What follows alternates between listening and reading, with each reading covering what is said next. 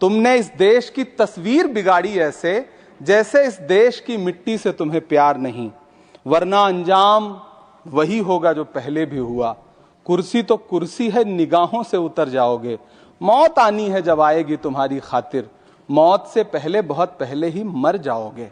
कोई खुशबू न कोई फूल न कोई रौनक, उस पे कांटों की जहालत नहीं देखी जाती। हमने खोली थी इसी बाग में अपनी आंखें, हमसे इस बाग की हालत नहीं देखी जाती। रात बस रात ही होती तो कोई बात नहीं, उसका आकार मगर दूना नजर आता है। जितने चमकीले सितारे थे वो सब डूब चुके, सारा आकाश बड़ा सूना नजर आता है।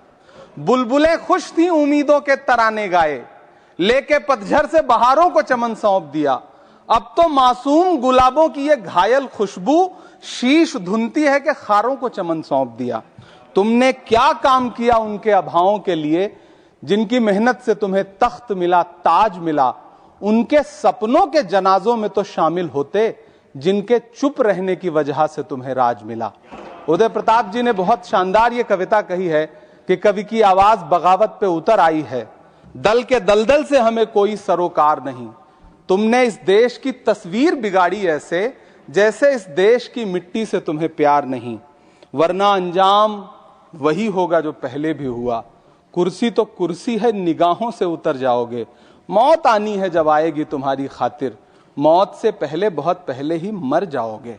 सभापति महोदय, गांव की परिकल्पना में प्यार था, अपनापन था, भाईचारा था। कभी महात्मा गांधी ने जब गांव का सपना बुना तो मुझे लगता है उसमें वो मोहब्बत थी कि गांव में अगर किसी बिटिया की शादी होती थी तो पूरा गांव अपने संसाधन लेकर के, कोई चारपाई लेकर के, कोई गुड़ लेकर के, कोई प्रेम लेकर के खड़ा हुआ करता था। लेकिन पिछले 2014 के बाद से गांव में जो नफरत बो करके विकास किया गया है वो अद्भुत और अकल्पनीय है। हालत यह है, हम जिस गांव में पैदा हुए उन गांव में कोई सीताराम चाचा, कोई भगवती चाचा हम लोगों की उंगली पकड़ करके चौराहों पर हमें मिल जाता था, आशीर्वाद भी देता था और डांटता भी था।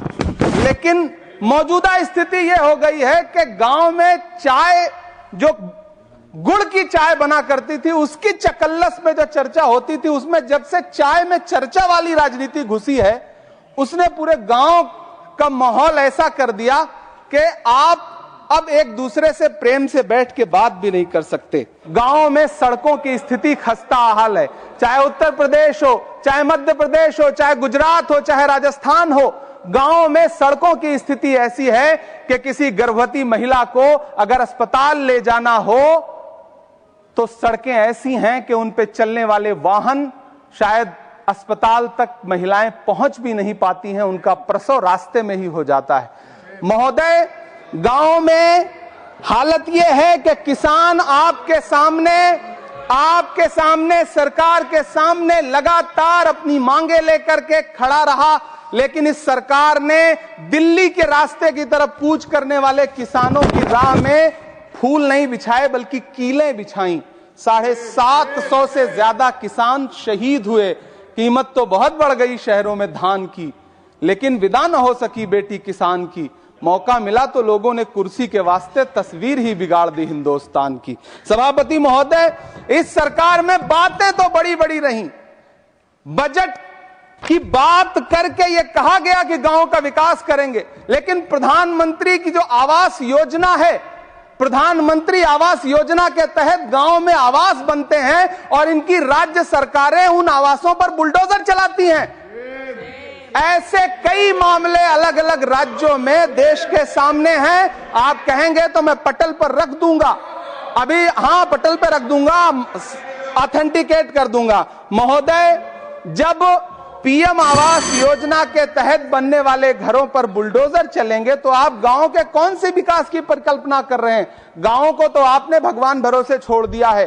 गांव में रहने वाला किसान अपनी मेहनत से अगर अन्न उपजा रहा है तो आप उसकी एमएसपी भी नहीं दे पा रहे हैं, आप उसको सहायता नहीं दे पा रहे हैं, बल्कि धन्ना सेठों की सरकार बना के रख दिया है आपने। महोदय, मैं जानता हूं मेरा समय समाप्त होने वाला है, लेकिन एक मिनट मुझे कंक्लूड करने दें, मुझे कंक्लूड करने सर, हमारी आंखों में तो ऐसे गांव के सपने थे कि जहां रहने वाले ग्रामीण अंचल के लोग शहरों की तरफ पलायन ना करें, ऐसा सपना हम देखा करते थे।